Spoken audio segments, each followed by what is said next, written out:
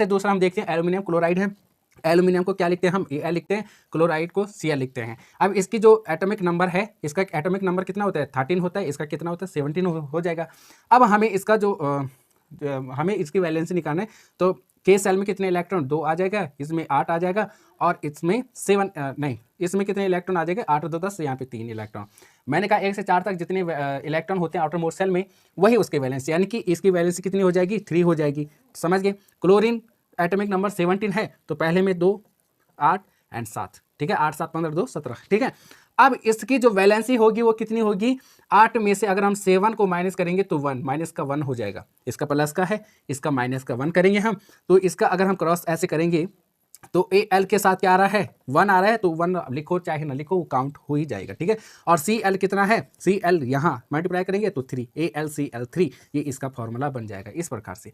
ऐसे नेक्स्ट हम देखते हैं एल्यूमिनियम ऑक्साइड है, तो Al हमने कहा, ऑक्साइड O कहा, तो इसका कितना है 3 है, इसकी वैलेंसी कितनी है, अभी हमने यहाँ पे निकाली, इसकी वैलेंसी कितनी है प्लस का 3, और ऑक्सीजन की वैलेंसी कितनी हो जाएगी 2 हो जाएगी, यानी माइनस का 2, ठीक है। अब हमें क्या करना है यहाँ पे, अब हमें क्या करना है, तो एल्यूमिनियम यानी कि यहाँ क्रॉस मल्टीप्लाई, तो Al यहाँ पे 2 है तो 2 लिखो, ऑक्साइड O और 3, Al2O3, ये एल्यूमिनियम ऑक्साइड का फॉर्मूला यहाँ पे बन जाएगा।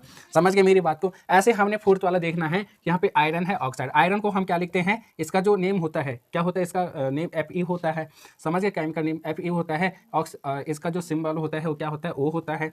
इसकी जो वैलेंसी, अच्छा इसका एटॉमिक नंबर कितना होता है 26, तो हमें क्या करना है 2 8, दूसरे सेल में 8, तीसरे में कितना आ जाएगा 14 2 आ जाएगा। समझ गए, कितना हो जाएगा 8 2 10 24 2 26, ठीक है। इसके आउटर मोस्ट सेल में कितने इलेक्ट्रॉन 2 इलेक्ट्रॉन, तो इसकी वैलेंसी कितनी हो जाएगी 2 हो जाएगी, इसकी कितनी हो जाएगी 2 हो जाएगा। ऑक्सीजन का भी हमने कितना निकालना था, इसका वैलेंसी 2 निकाला था, 8 में से 6 माइनस तो 2 आ जाएगा, माइनस का 2। समझ गए मेरी बात को। तो इसको क्रॉस मल्टीप्लाई अगर हम करेंगे तो Fe कहाँ जाएगा, यानी कि 2 2 से कैंसिल हो जाएगा, FeO, ये इसका फॉर्मूला बनेगा। समझ गए मेरी बात को।